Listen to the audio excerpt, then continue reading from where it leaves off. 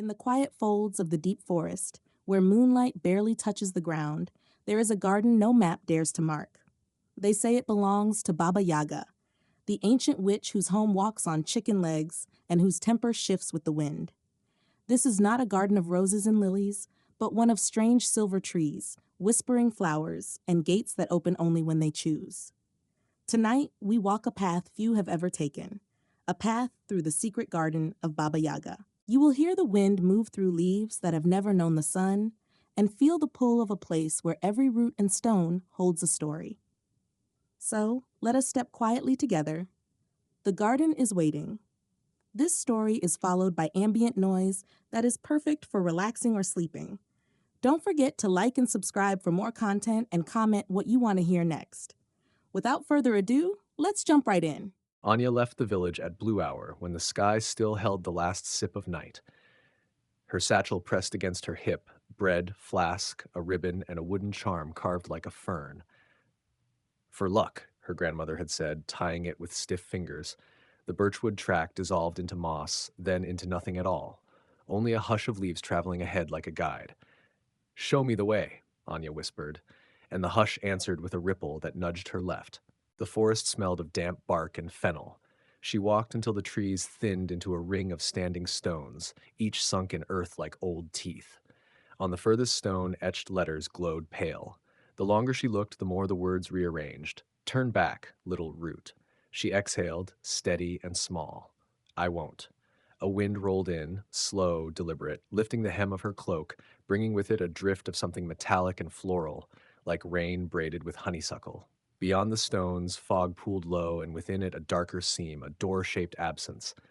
Anya touched the fern charm once, twice. "For you, Mama," she said to the quiet air, and stepped toward the seam. The mist parted. Somewhere, a hinge sighed. The path reappeared, narrow as a lace thread, leading into a place the village maps refused to keep. With each step, her heart knocked lightly, not with fear, but with that fragile excitement that comes when a story begins to notice your name. The path coiled through silver-barked birches until it reached a gate, the color of moon milk. No latch, no hinge, only countless leaves pressed into its surface. Maple, ash, willow. Each leaf vein worked in a script finer than spider silk. When Anya drew near, the leaves rustled though no wind moved them. "Speak," said the gate, voice leaf on leaf. "I'm seeking Baba Yaga," Anya replied. "Her garden." "Many seek," the leaves murmured. "Few listen. What do you carry that is not in your satchel?" Anya swallowed. "My promise." "To whom?" "To my mother," she said, and the words arrived like a bell in her chest. "She is ill. I promised I'd bring back what could heal her." A pause. A single leaf peeled away, drifting, then pressed itself to her palm with a cool kiss. "Promises are seeds," said the gate. "Will you plant it even if you never see the flower?" "Yes." A line split the gate, not crack, but petal. The leaves whispered in a tone like approval, and the moon milk parted soundlessly. On the other side waited a twilight that was not evening at all, but a different kind of light, soft, pear green, as if it grew from the ground rather than fell from the sky. "Enter," sighed the leaves, "and remember, the garden hears what mouths do not say." Beyond the gate, grass shone with dew like coins under glass. Mushrooms rose in trios, one for courage, one for courtesy, one for silence, glowing faintly blue. At the clearing's center stood the hut on its spindly chicken legs, perched like a watchful heron. It lifted one clawed foot to scratch its lintel, then settled again, beams creaking in a tired huff. "Excuse me," Anya said, keeping her voice a ribbon instead of a shout. "I'm looking for Baba Yaga." The hut turned. Not the door. No, the entire structure pivoted with avian grace. A round window blinked. A chimney coughed a ring of smoke. Its legs bent low enough that the door stooped to her height and opened with a sideways glance. From within floated the smell of baked rye, pine sap, and snow. A hand like a root, knotted, beautiful, strong, gripped the jam. A woman stepped into the green light, her gray hair braided with straw, eyes like the undersides of leaves. "I know what you're looking for," Baba Yaga said before Anya could speak. "The garden told me your footsteps tasted like a promise." Anya steadied herself. "Then you know why I'm here." "I know why you think you are," the witch replied, not unkindly. "But a garden grows what it wants. Come in, little root, and set your satchel on the table. We'll see if your promise knows how to sprout." Inside, the hut felt larger than its boards. Shelves clung to beams like swallows, crowded with jars, wormwood, star anise, bones of winter peaches. A kettle muttered on the stove. The floor occasionally shivered as the legs outside shifted their weight. Baba Yaga set 2 cups on the table and poured a tea the color of first snow, white, not pale. Steam rose and drifted into tidy spirals, each spiral ending in a tiny bell of frost that chimed when it burst. Drink, she said. It makes truths easier to stand close to. Anya wrapped both hands around the cup. Will your garden help me heal my mother? That depends, Baba Yaga said, sitting opposite. Her chair adjusted itself to her back with the loyalty of an old dog. The garden is old. It does not care for cures named like recipes. It likes exchanges. What will you give? My time, my labor, my voice, if I must. Your voice is useful, said the witch, amused. You'll need it to call yourself back, but the garden, it prefers what people hoard. Fear, pride, illusions. Anya sipped. Cold and warm both, the tea tasted of lullabies sung by people who expected to be overheard. I don't know if I can give those, Anya admitted. Ah, said Baba Yaga. Then you're ready to begin. Follow me. Try not to step on the regret berries. They stain. They stepped into the garden through a rear door that pretended to be a broom closet. The path curled into beds bordered by woven twigs. Plants breathed, not metaphor, not fancy. Their leaves rose and fell with the measured hush of sleep. This bed, Baba Yaga said, crouching, keeps names. She brushed aside feathery fronds to reveal soil inscribed with countless letters, some bright as coins, others cratered like old moons. When people forget who they were, the soil remembers until they ask correctly. Anya's hand hovered. Could it remember my mother's health? Health is not a name, the witch said, but there is a bed for grief and one for fear. A person is a garden too, little root. We prune, we overwater, we bind our own stems with twine we refuse to cut. A hedge rustled. Something within it turned, careful and large. Anya's shoulders tensed. Calm, Baba Yaga murmured. Only the gardener. The what? The garden is older than I am. It tends itself. I merely interpret. The gardener watches the boundaries. It dislikes shouting, bargains struck in bad faith, and people who step on toadstools without apologizing. As if hearing its title, the hedge parted. A figure emerged wearing a cloak sewn from overlapping leaves, face hidden beneath a mask carved from a gourd. It bowed without bending, fluid as wind through wheat. Welcome, it said in a voice like soil falling from a shovel. Will you weed what you carry? Anya followed the gardener to a circle of smooth stones. Here, it said, laying a hand on the ground. Name what chokes you. Anya's voice snagged. My fear that I cannot save her. From the soil, a thin vine uncoiled, pale, brittle, already strangling itself. Hold it, the gardener said. Say, I see you. I see you, Anya whispered, the vine cool and papery in her fingers. It loosened. Say, I forgive myself for carrying you so long. Her throat tightened. I forgive myself for carrying you so long. The vine sighed, collapsing into a green that smelled like new rain. It sank back into earth, leaving a small hollow that quickly filled with sparkling grit. Baba Yaga watched, chin propped on her hand. Water, she instructed, handing Anya a ladle carved from a horn. One ladle of still and one of again. Then whisper what you want to grow. Anya poured. The water was weightless. It rang faintly when it met the soil. She bent close, letting her breath warm the ground. I want my mother's body to remember how to mend, she said, voice steady now. The earth hummed. A bud surfaced, then another, color somewhere between dawn and clover. Good, said the gardener. You have begun your exchange. Exchanges need teeth, Baba Yaga said as they walked. Do not mistake wishes for work. She stopped at a fence woven of twigs and tiny bones. Each bone had been painted with a flower you could only see if you weren't trying. The garden wants something done, the witch continued. A small thing for a small door. Bring the fence its singer. The fence wants a singer? Anya glanced at the twigs as if they might harmonize at any moment. It has lost its song. Without it, the path beyond comes apart at the corners. Baba Yaga tilted her head. In the marsh, there's a reed that remembers every wind it has met. Cut one, carve holes, and teach the fence to breathe again. Anya accepted the knife, bone-handled, blunt-looking, edge like winter. And if the marsh doesn't give me a reed, then ask what you have not offered, said the witch. Offer what you have not named. The gardener motioned, and the path rearranged itself into a ribbon leading toward a dim, soft-bellied fog. Anya looked back at the hut. It had turned as if to watch her go. The chimney released a small ring of smoke that drifted after her and popped against her shoulder like a friendly tap. Thank you, she told it. The hut, satisfied, settled deeper on its legs and pretended it hadn't noticed. The marsh was quiet in the way a library is quiet. Full, not empty. Reeds stood in congregation, their heads nodding solemnly. Green water cupped the sky.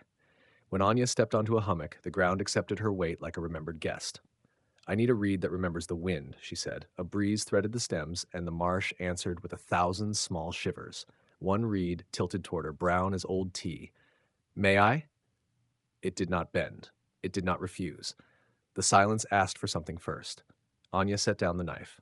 I offer my fear of failure, she tried. The marsh remained indifferent. She stood longer, letting stillness tug at the knots in her thoughts. I offer the story I told myself, that I must do this alone. The water brightened, the chosen reed bowed, and when she cut it, the blade sang a single note that left a silver taste on her tongue. She carved by feel, thumb finding where air wanted to pass. When she blew, the note wobbled, then steadied into a ribbon of sound thin as dawn. The marsh exhaled with her, and for a heartbeat she felt the wind that had climbed mountains, the wind that had slept in wheat, the wind that had braided snow into hair. Thank you, she said, tasting salt that wasn't hers. The marsh kept her footprints like a blessing, then smoothed them away. Back at the fence, Anya raised the reed to her lips. Listen, she told it, and remember. She played the first note, the one the knife had found. The fence twitched like a dreamer startled by a remembered voice. Twigs leaned, bones clicked softly in rhythm. She played again, letting the melody walk. 4 steps forward, 1 back, a small bow to the gate, a laugh tucked in the turn. Baba Yaga stood with arms crossed, pretending not to smile. The gardener's mask tilted, attentive. On the 3rd pass, the fence caught the tune. It sighed as if ribs had loosened. Flowers appeared along its length, ink-thin at first, then bright as spilled spice. When Anya lowered the pipe, the fence sang on, a soft breathing that pulled the path taut where it had frayed. Well done, said Baba Yaga. What did you teach it? Not to hold its breath, Anya answered, surprised by the certainty in her chest. The witch's eyes warmed. Remember that.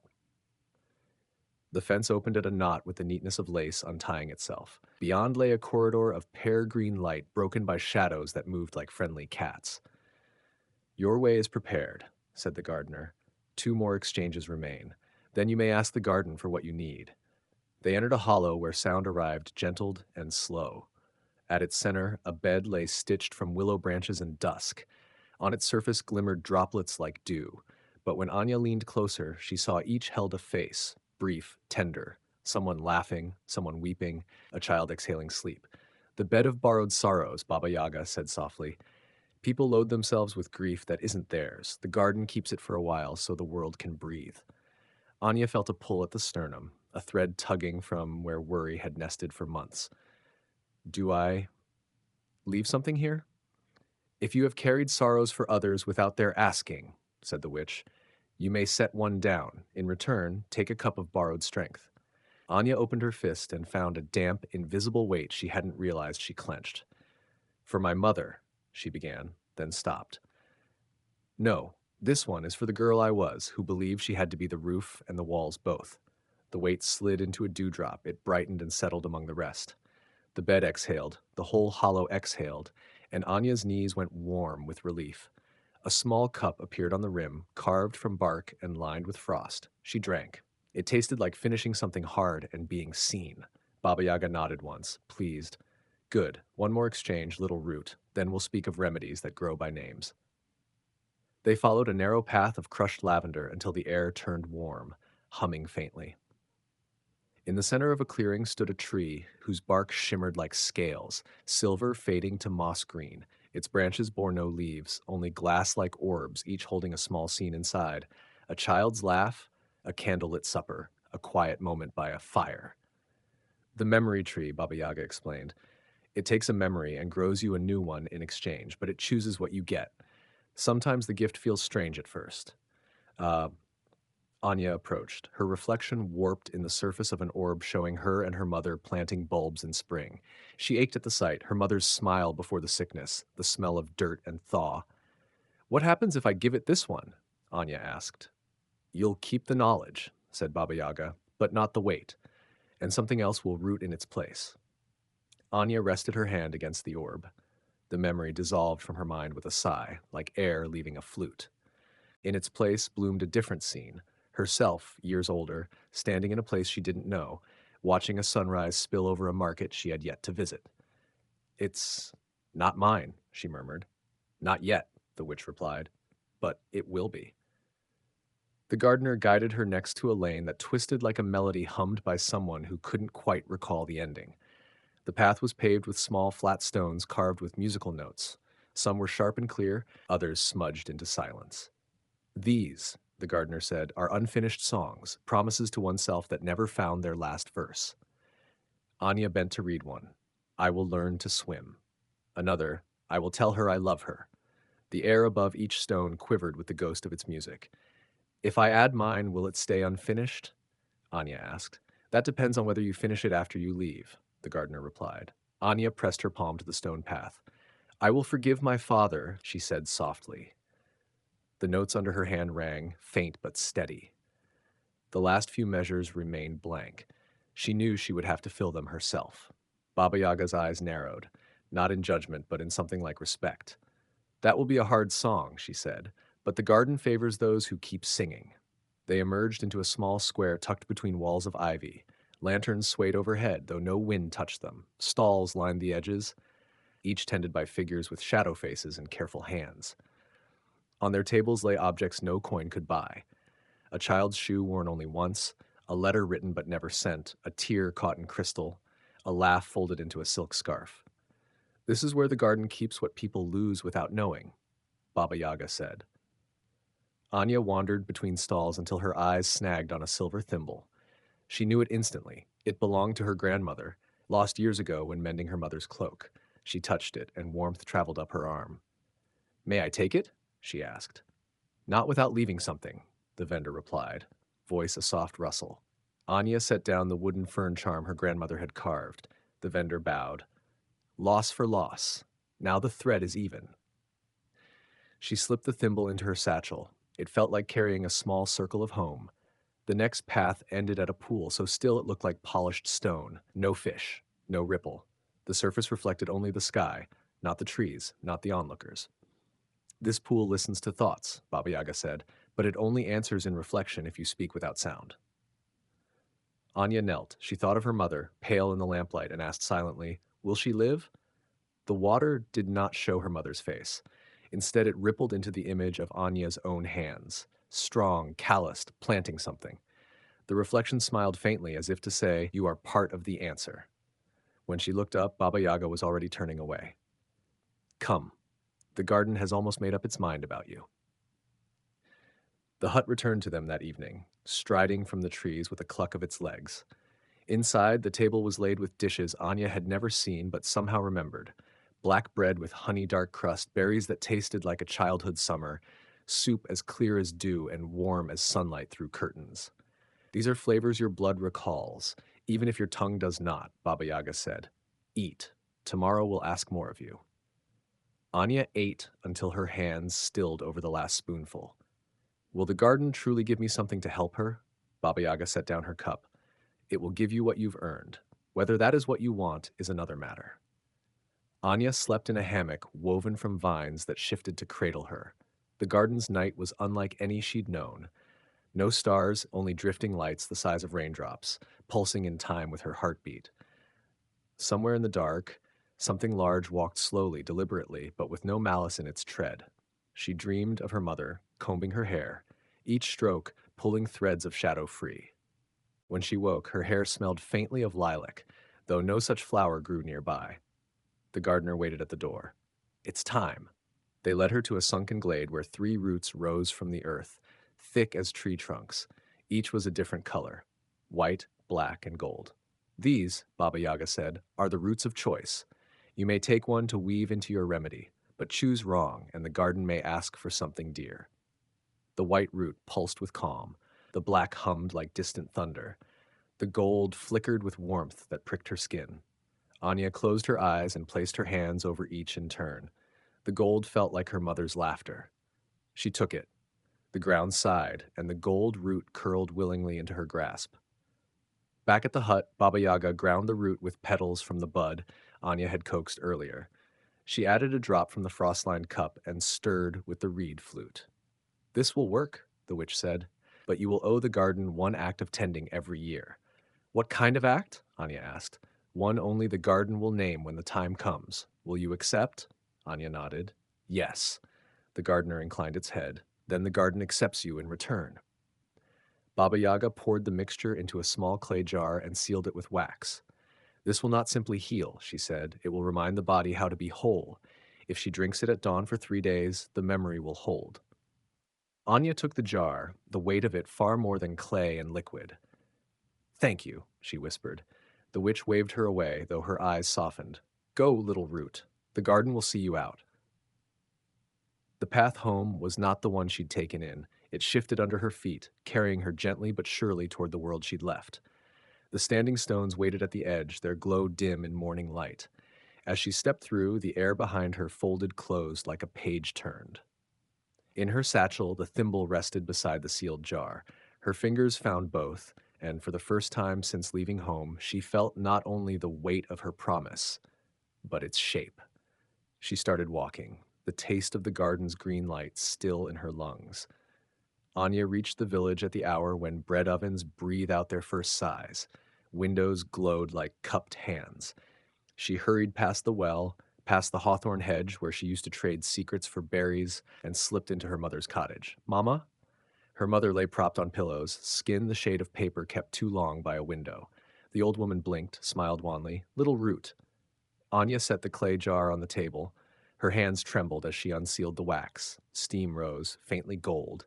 "At dawn," she recited, "for 3 days." "It is nearly dawn," her mother whispered. "I feel the sky turning in the rafters." Anya poured a measure into a cup. The liquid smelled of rain on warm stone. Her mother sipped, then closed her eyes. For a heartbeat, nothing changed. Then a small color returned to her cheeks, a warmth like firelight deciding to stay. Anya exhaled, not victory, something quieter, sturdier. Hope finding a chair and sitting down. By midday, her mother's breath had steadied. The cottage had its old sounds again. The clock that lost a minute each hour, the kettle's soft complaint, the sparrows arguing about crumbs. "You've been to places that don't keep addresses," her mother murmured. Anya squeezed her hand. "I brought back a thing that teaches bodies to remember." "Good," her mother said. "But remember yourself, too. Magic is a loaf that always asks for another slice." Neighbors arrived, shy and curious. Marta from the mill pressed honey into Anya's palms. "For strength." The smith's apprentice lingered at the threshold, asked nothing, left a bundle of kindling he pretended was spare. Anya brewed nettle tea and bread soup. Between spoons, she listened to her mother's quiet hum, the tune from planting bulbs in spring. It didn't hurt as much now that the memory tree had traded it. The ache had softened into something like clean light. At dusk, Anya stepped outside just long enough to taste the air. The wind shifted, subtle like a thought changing its mind. Far off, in no direction in particular, something old listened and approved. She woke before the cockerel. Dawn curled on the horizon like a ribbon of milk. Anya poured the second dose. Her mother drank without prompting. "Dreams," she said afterward, voice fuller. "I dreamt of a garden that breathed." Anya smiled. "It still does." "She asked something of you," her mother added, matter of fact. "Attending each year." "Then begin early," her mother said, practical as always. "The village hedge is sick. It isn't stopping the frost the way it used to." Anya felt the pull. The debt didn't tangle itself in calendar pages. It shimmered wherever something needed mending. She tied her cloak. "I'll be back before the stew cools." At the hedge, she knelt. Leaves were brittle from gossip and neglect. The ground had forgotten the old agreement between root and stone. She laid her palm on the soil and spoke softly. "I see you." A thin vine of worry loosened under her hand, the same kind she'd learned to lift in the garden. By the time the sun reached the mill roof, the hedge had found its green again. A single thrush tested a note, liked it, sang twice more. Anya laughed, brief, surprised, and the sound felt like a gate swinging true. On the third dawn, the remedy shone brighter, as if pleased with its own remembering. Her mother drank, then stood carefully, legs rediscovering their instructions. "Slow," Anya warned, catching her at the elbow. I am slow, her mother said, smiling like someone meeting an old friend in a new town. They were slicing bread when the knock came, 3 measured taps. Anya opened the door to find a man in a traveling coat, the color of road dust and regulations. A village elder hovered behind him, uncomfortable. I'm Petrov, the man said, from the district office. We've heard unusual stories, remedies appearing, hedges mended, a girl walking strange paths. Anya kept her face calm. I walked familiar ones. Petrov's gaze slid to the clay jar on the table. There is talk of witch work. Her mother's voice came like a clean blade. There is talk of sickness cured. Choose the talk you can live beside. Petrov's mouth worked around a reply that would not embarrass him later. He settled on, keep me informed. He tipped his hat to the elder more than to them and left. The elder, a narrow man with a kindness he hid poorly, lingered. People fear what stands on chicken legs, he admitted, but they fear more what stands on their own threshold and asks for change. Anya nodded. Then I'll visit thresholds with bread first. Anya baked 6 loaves and carried them through the village, noting where fences sagged, where roofs forgot to shed rain. She patched what she could with twine, patience, and a few quiet words the garden had taught her. She never said the word magic. She didn't need to. At the school, she found children trying to coax a pear sapling to live in a patch of soil that wanted to be a puddle. It doesn't like wet feet, Anya told them. She dug a narrow trench with a broken spoon and lined it with small stones. Give it a path to drink properly. Like a song? A boy asked. Exactly. By evening, the village breathed easier, the way rooms do after windows are opened. Anya returned home to find her mother sitting at the door, mending a sleeve with the silver thimble. You kept it, her mother said, eyes bright. I traded fairly, Anya replied. Loss for loss. They ate stew thick with barley. Night settled without sharp edges, and when Anya slept, she felt the garden like a steady hand on the small of her back, guiding her balance on a moving boat. A week passed. Rumor cooled into gratitude that didn't want to be seen. Then the field beyond the mill failed to rise. Wheat bent as if remembering a grief. The miller's wife whispered of blight. The blacksmith muttered about curses. Anya walked the furrows and listened. Under the soil, something gnawed, not a creature, a habit. The field had been asked to give more than it could hold for too many seasons. It had learned to answer in refusal. She knelt and pressed the reed flute to her lips. A low note rolled across the stalks, soft as fog. The wheat lifted, a fraction, like someone being called by their name, said kindly. Petrov appeared at the fence line, arms crossed. You'll make them dependent. They already are, Anya said, on taking without asking. He watched her for a time, then surprised himself by stepping into the field and removing his boots. He stood in the dirt like a penitent. What does the soil want? Rest, and thanks. Petrov nodded once, awkwardly. Then tell it that from me. Anya let the flute carry the word thanks in 3 directions. The wheat listened. Some of it forgave. The rest, she knew, would need a season and new seed. That night, as moonlight stalled on the windowsill, a gentle thump sounded at the door. On the step lay a footprint drawn in ash, 3 long toes, bird-like. Anya smiled. The hut had left a calling card. She followed the ash prints to the edge of the hawthorn. Beyond, the path blurred, then cleared, then invited. The hut waited in the thin birches, preening a hinge. You came, Anya said. The door swung a crack. A plate slid out with 2 honey cakes. A note lay beneath, scratched in tidy letters. The garden remembers. Beneath that, smaller, so do we. Baba Yaga appeared in the doorway, hair a practical storm. You're mending well, she said without hello. The village, or me? Both, though your edges are fraying where you say yes too quickly. Anya looked away. There is much to do. There always will be, the witch said. Learn to choose which door deserves your knock. From the darkness, the gardener's mask gleamed like a patient moon. The first annual tending will be named when the wheat ripens, it said. Until then, eat your cakes and rest. Summer shouldered into fullness. The remedy's work held. Anya's mother walked to market with a stick that seemed more companion than crutch. People greeted Anya openly now, though a few crossed themselves after. One afternoon, a traveler's child fell ill in the square, fever rising like a bad idea. The parents begged for help, palms outstretched. Anya felt the pull to say yes, to be the roof and the walls again. She closed her eyes and consulted the quiet place the garden had left in her. I can sit with him, she said, and cool the fever. But if it is the kind of sickness that demands a doctor, you must take him, now. Please, the mother whispered. Anya laid a damp cloth, hummed the fence's breathing song, and watched. The fever broke to a safer line. The boy slept. Go, she said, and don't wait for it to rise again. Later, Petrov found her by the well. You told them to seek help beyond you. I told them to use every door, Anya answered. He nodded slowly. Perhaps your kind of witch work is what we thought wisdom looked like before we gave it other names. The wheat ripened in a patchwork, some heads full, some grudging. The village planned its harvest festival anyway. Celebration was a muscle to be kept. Stalls rose. Ribbons appeared like cheerful mistakes on fences. On the morning of the festival, a wind moved through the square carrying the smell of resin and frost. Anya knew it before she turned. Baba Yaga's hut, stepping delicately between barrels, settled beside the old oak as if it had bought a ticket. Children gasped. Someone dropped a pie. Baba Yaga leaned in the doorway, casual as a cat. I come for the naming, she announced, also for stew. The crowd shifted between alarm and curiosity. The elder cleared his throat. You are welcome if you behave like a guest. I am an excellent guest, the witch said, amused. I bring my own chair. The hut bent a knee obligingly. The gardener arrived next, not walking so much as happening. It turned its gourd mask toward the fields, then toward Anya.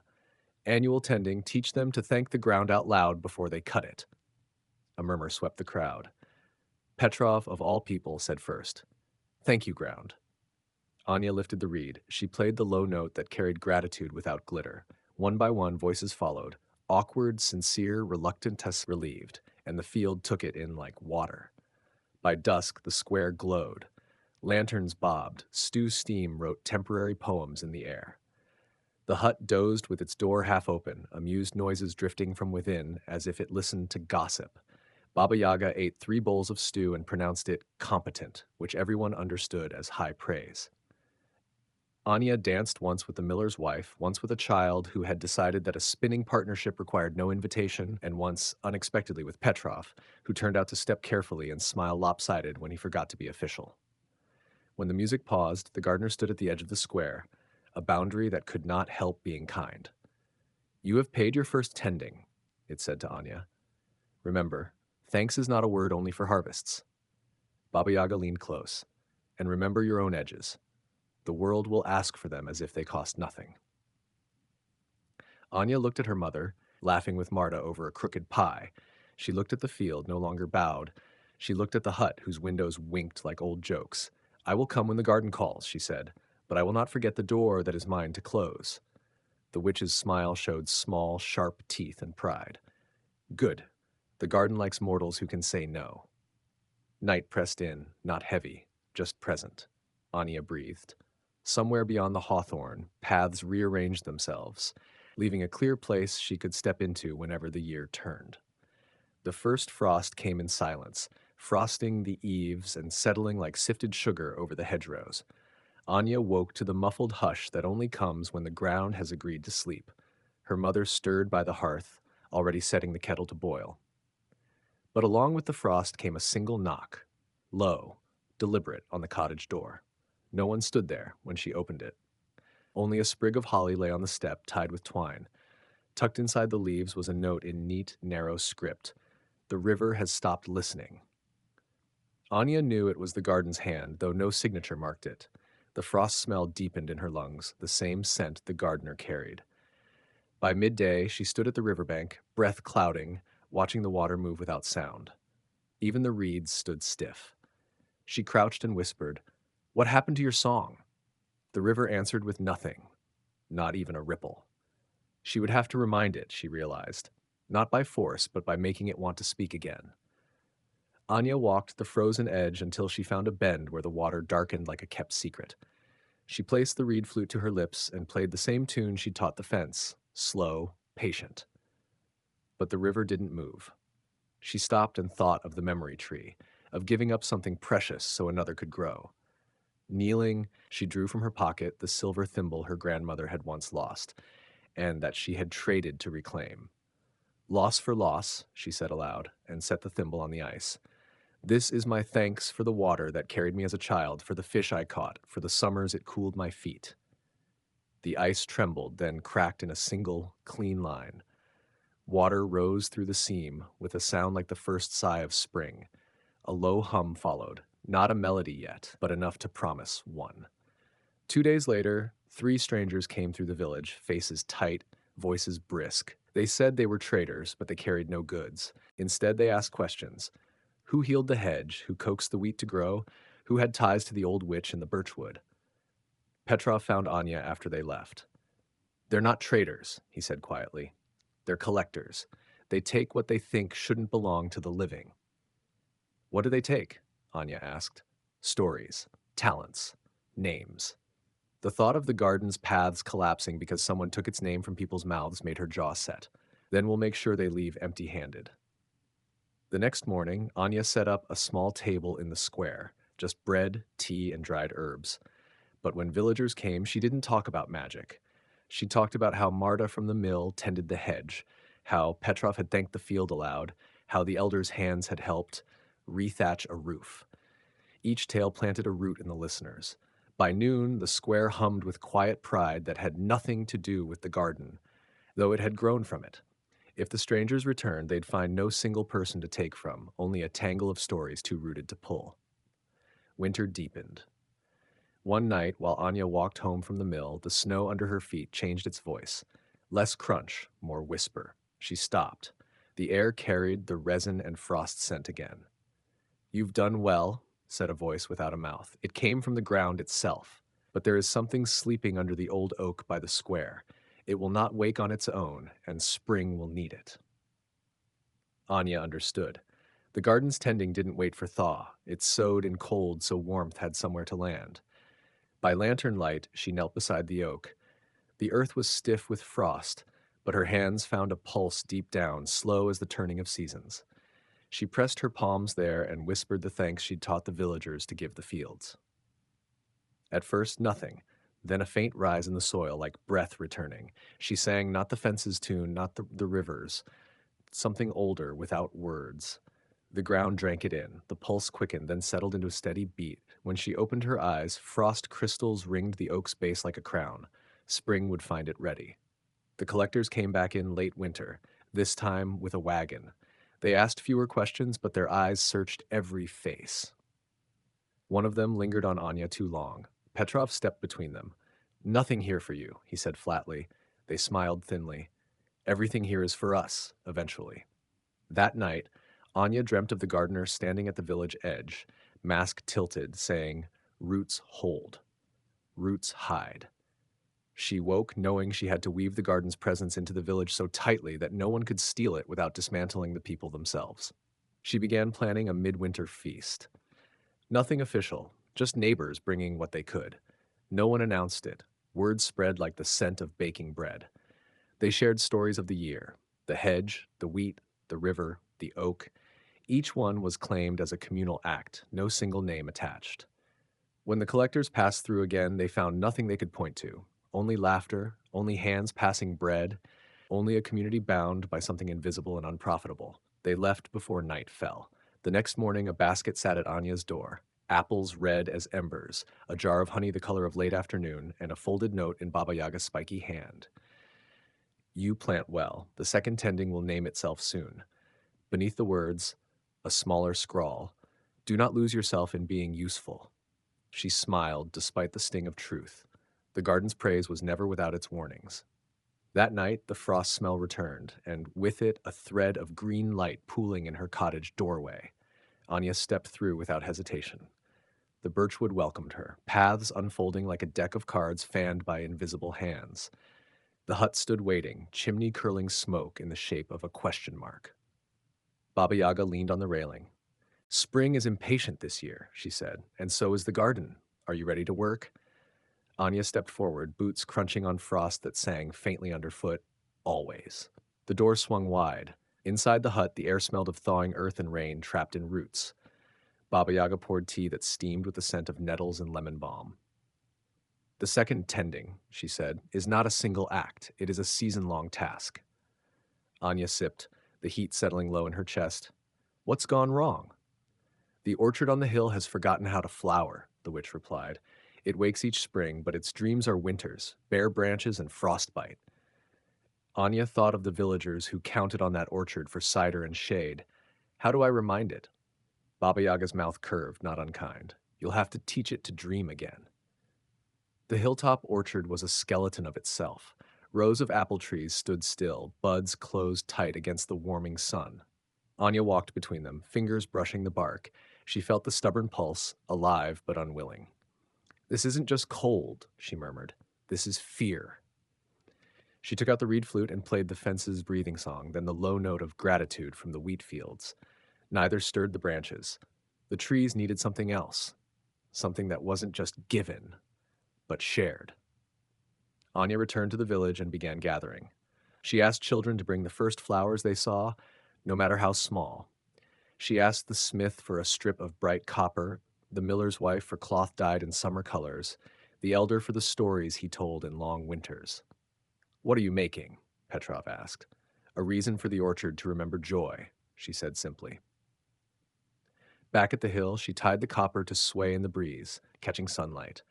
She tucked the children's flowers into knots in the bark, pinned the cloth to low branches where it could flutter like flags. Then she sat in the grass and invited the villagers to tell stories of harvest feasts, cider press sweet, pies cooling on windowsills. The air filled with memory, bright and warm. Slowly, almost shyly, a single blossom opened on the oldest tree. Then another. Then dozens. The next morning, the orchard was a cloud of white and pink. The scent rolled downhill like a gentle tide. As Anya walked between the rows, the gardener stepped from behind a tree, its gourd mask tilting in approval. You gave them something worth waking for, it said. They gave it to themselves, she replied. The gardener's hands, leaf-gloved, brushed her shoulder. You understand the tending better than most mortals do. But remember, every season asks a price. That evening, Baba Yaga waited at the cottage door, her shadow spilling long in the sunset. The orchard's dream is strong now, she said. But the garden asks for your voice, one song each month, sung into the ground until the next tending. Anya hesitated. That's a long time. You will still speak, the witch clarified, but the garden will keep part of your voice for itself. Some words may sound different when they come back to you. Anya agreed. A bond was a bond. When she sang the first song into the soil that night, her voice returned a shade deeper, carrying an echo she didn't recognize as her own. In the weeks that followed, she learned the rhythm. On the first night of each month, she'd kneel at the hawthorn hedge and sing, sometimes words, sometimes only sound. The ground would shiver faintly under her knees, drinking it in. By day, she noticed that her voice in the market carried farther without her raising it. Children turned their heads when she hummed. Even the crows paused to listen. The gift and the price were bound together, and she carried both without complaint. In late spring, a storm swept through, tearing at roofs and flooding the mill path. Anya joined the villagers in clearing debris, hauling branches, righting barrels. When they reached the edge of the wheat field, she felt the ground's unease. Too much water, too fast. She pressed her palm to the soil and whispered the thanks song early, even though it wasn't the month's turn. The rain slowed within the hour. Not stopped, just softened, as if the storm had remembered to be gentle. 2 days later, the hut appeared at the village edge, legs folded like a resting bird. Baba Yaga leaned in the doorway. You used the song early, she said. The field needed it, Anya replied. The witch's eyes crinkled. The garden noticed. It approves. But be careful. The more you give freely, the more it will expect. They shared tea on the cottage step. Neither spoke of when the next tending might come, but both knew it would find Anya when the season turned. Summer warmed the hills, the orchard swelled with fruit, the river sang without coaxing. The village grew used to living alongside quiet magic. On the last day of the 12th month since her first tending, Anya stood at the hawthorn hedge, singing the final song of the year into the soil. When she finished, the ground beneath her hummed in answer. Not the gentle shiver she'd felt before, but a promise. We will call you again. She smiled, both wary and ready. Somewhere in the birchwood, paths rearranged themselves. The garden was listening.